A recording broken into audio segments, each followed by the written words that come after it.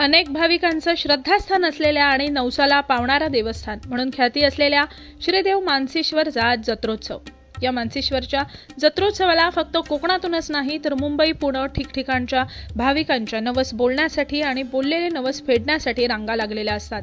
कोकणातील कोणतीही जत्रा ही दशावतार नाटकाशिवाय पूर्ण होत नसल्यानं या जत्रेच्या निमित्तानं होणारं दशावतार नाटक हे गॅस बत्तीच्या प्रकाशात सादर केलं जातं। या जत्रेला दिव्यांची जत्रा असंही म्हटलं जातं। पोलीस प्रशासनाचा देखील या जत्रेसाठी चोख बंदोबस्त असतो आणि या जत्रेचं खास आगळं-वेगळं वैशिष्ट्य म्हणजे कोणत्याही प्रकारची गाणी, गाजावाजा किंवा लाऊडस्पीकर या जत्रेसाठी लावले जात नाहीत। अशा पद्धतीनं आपलं वेगळेपण जपणाऱ्या मानसिश्वरच्या जत्रेचे आपण या व्हिडिओच्या माध्यमातून दर्शन घेऊया।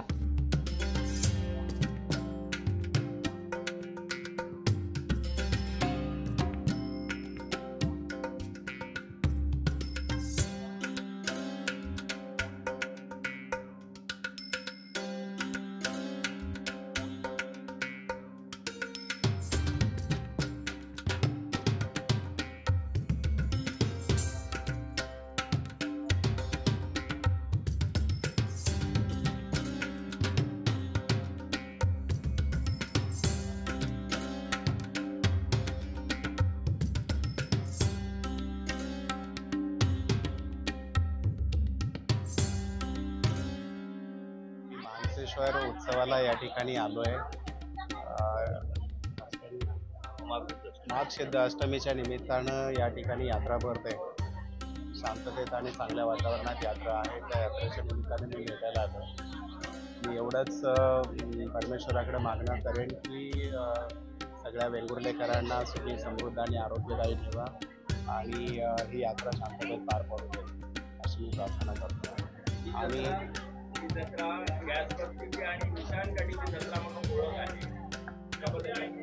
नाही, आता निशाण काठीची यात्रा आहे। मी पण एक निशाण काठी देवाला अर्पण केलेली आहे आणि सर्वांच्या सुखसमृद्धीचं मागणं केलेलं आहे। त्यामुळे यात्रा शांततेत पार पडते त्याबद्दल मला अभिमान आहे। वेंगुर्ला नगरपालिका किंवा उपदांडा या ठिकाणचे जे काही सरपंच, उपसरपंच किंवा देवस्थानचे मानकरी आहेत त्यांनी नियोजन चांगलं केलं आहे।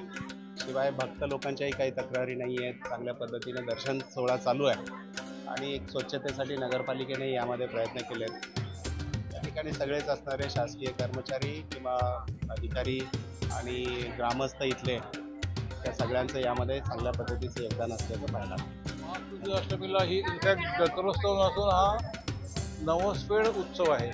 वर्षभर जे भाविक किडाची म्हणजे हे निशाण काठीची किंवा ह्याला दुसऱ्या ह्याच्यात दिवाबत्ती पण जत्रा म्हणतात। दिवाबत्ती आणि नवस काठी असा तो नवस पूर्ण करण्याचा हा दिवस आहे आणि हा पूर्वंपार साधारण एक 125 वर्षापूर्वीपासून चालत आलेला उत्सव आहे।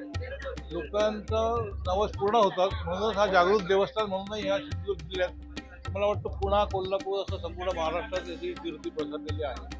उत्तरोत्तर गर्दी वाढते आहे म्हणून पूर्वी ही जत्रा आम्ही घरी पूजा करून संध्या दुपारी 4च्या दरम्यान ही सुरू करायची, पण आता भाविकांच्या सोयीसाठी ही माघ अष्टमीला पहाटे 2 वाजेपासून आम्ही रात्री 12 वाजेपर्यंत इकडे सांगणी मोडणी आणि नवस पूर्ण करतो आणि त्याच्यानंतर आमच्या घराच्या समोर दिवाबत्तीमध्ये म्हणजे नवसाला जी काही दिवाबत्ती हे अर्पण करतात त्या दिवाबत्तीच्या प्रकाशात पार्सेकरांचं दशावतारात बोधपर नाटक होतं। एक चांगला मेसेज पार्सेकर सगळ्या भाविकांना देऊन जातात। आता हा जत्रोत्सव पहाटे 6 पर्यंत चालतो।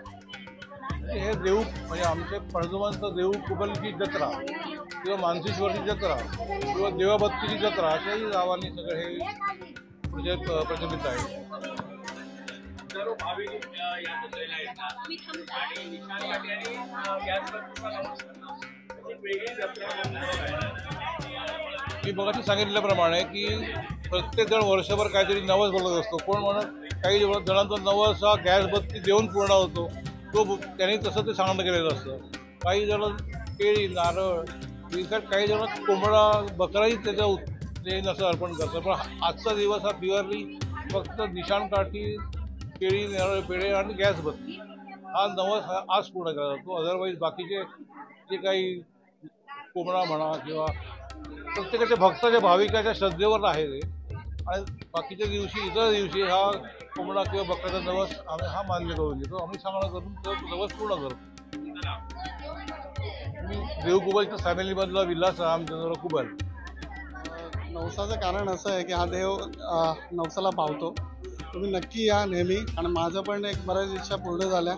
मी माझी मनापासून एक इच्छा मागितल्या आणि त्या मनापासून पूर्ण पण झाल्या आणि लवकरात लवकर झाल्या, असंही नाही. त्याच्यामुळे मी माझ्या सगळ्या भावंडांना सांगितलं की इकडे या, तुम्ही दर्शनाला या.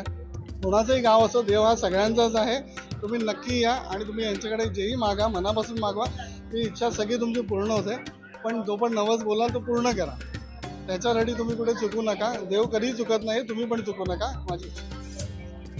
माझं नाव भूषण कोरगावकर. मानसेश्वर महाराजांची कृपा म्हणजे अशी व्यक्त पण नाही करू शकत.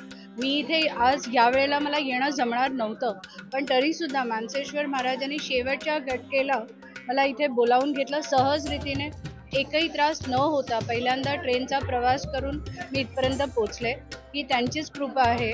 आणि इथे जेव्हापासून म्हणजे आम्ही इथे आमचं मस्तक इथे टेकवलं आहे तेव्हापासून आमचे जे कष्ट आहेत ते एवढे कमी झाले आहेत की व्यक्तच करू शकत नाही. जय श्री मानसेश्वर. सोनाली भावे, मी मुंबईहून आले आहे. हा नवसाला पावतो देव.